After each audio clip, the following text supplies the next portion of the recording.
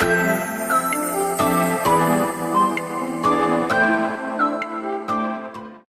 Sydney, we are actually facing a hidden crisis in how our cities run, and we call it knowledge action gap. Even though most of us say we care about the environment, nothing much changes because the data is confusing and there's a huge digital divide between generations.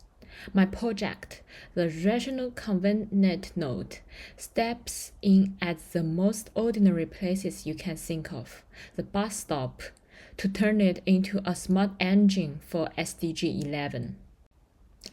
I have three main goals here. First, I want to create rational transparency by showing real-time energy and resources loss right where you stand.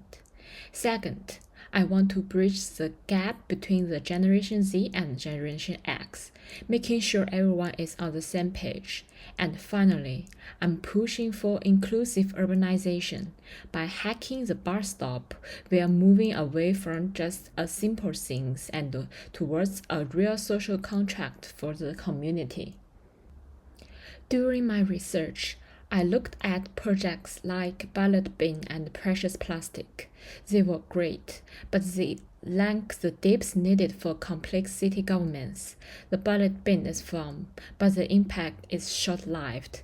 Precious Plastic is functional, but it doesn't really nudge our behavior. My design takes this idea further by using adversary design, basically using debate and physical voting to move from simple utility to a real community conscience. My design actually went through three big changes. Concept 1 was about rational reconstruction. I stripped away all the messy commercial advertisement and replaced it with a three screen system for data, navigation, and consensus. But I realized that it's a noisy, busy city. Screen alone just not enough to grab people's attention. That led me to concept 2, the waste basic voting system.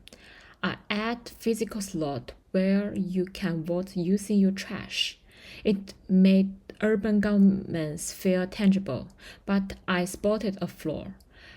People might just throw anything into vote, which messed up the data. It wasn't rational enough yet. So, for concept 3, I designed a transparent waste recognition unit.